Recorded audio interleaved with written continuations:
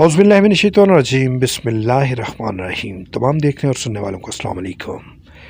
मौलवी साहब, दिल की बात पूछें तो आपसे शादी करने के बाद ख्वाहिशों का तो जैसे गला ही घोंट दिया है। शादी करके आई थी तो कई उम्मीदें थी जो हर गुजरते हुए साल के साथ दम तोड़ती गईं। अच्छे घर और लिबास की ख्वाहिश किसको नहीं होती, पर किराए के मकान में ज़िंदगी कट गई और लिबास के नाम पर खैरात के कपड़ों में तन ढांपना पड़ा। आगे बढ़ने से पहले आपसे गुजारिश है कि हमारे चैनल को सब्सक्राइब ज़रूर कर लें ताकि हम जो चाहते हैं आप तक पहुँचे, आप तक पहुँच सके। मौलवी साहब ने जो अपनी बीवी से सवाल किया था, आज कुछ ऐसी दिल की बात बताओ जो पहले कभी ना की हो। फिर बेगम के ऐसे जवाब पे वो थोड़े खफा हुए और काफ़ी देर बेगम के चेहरे को देखते रहे। फिर चारपाई से उठ के बोले, माना कि मैंने दुनिया की दौलत ना कमाई हो, पर जो मेरे अल्लाह ने मुझे इज़्ज़त दी है वही मेरे लिए किसी ख़जाने से कम नहीं।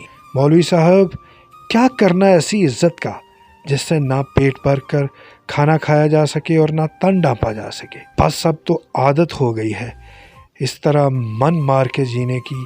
बेगम किसी सूरत भी उनसे मुतफिक ना हुई। अल्लाह पाक ने रिज़्क़ देने का वादा किया है और वो कभी वादा खिलाफ़ी नहीं करता, और ये जो हाथ पाँव दिए हैं इनका सही इस्तेमाल करने से सारी बुनियादी ज़रूरतें पूरी हो सकती हैं। इस सब के बाद अगर किसी चीज़ की इंसान को ज़रूरत है तो वो है सुकून और इत्मीनान। और सुकून और इत्मीनान बस इस ज़ात की इबादत में मोहित है। एक दिन तुम भी ये बात समझ जाओगी। असर की अज़ान हुई और मौलवी साहब मस्जिद की तरफ चल दिए। काफ़ी देर गुजर गई, मौलवी साहब घर वापस न लौटे। बेगम परेशान हुई, मोहल्ले के बच्चों से पूछगिछ की कि कहीं से कोई खबर मिले। करीब आधी रात तक इंतज़ार के बाद मौलवी साहब की लाश को इनके घर पहुंचा दिया गया।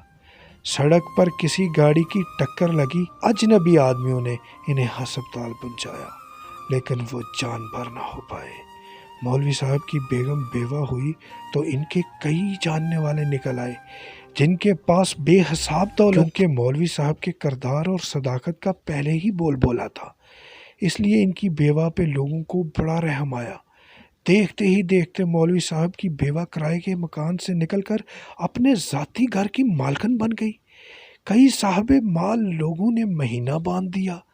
अब इनके पास घर भी था, अच्छा लिबास भी था, ज़िंदगी चंद ही दिनों में सुकून में आ गई।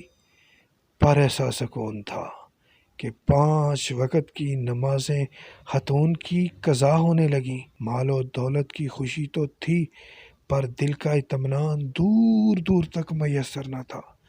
जहाँ इबादत कम पड़ जाए तो नहुसत उसकी जगह ले लेती है और इसका असर ज़िंदगी पर नुमायाँ होता है। एक अरसा बीता तो मौलवी साहब की बेवा को इनकी कही हुई वो बात याद आई, इत्मीनान अगर दौलत में होता तो सुकून कभी भी सजदों में मैसर ना होता।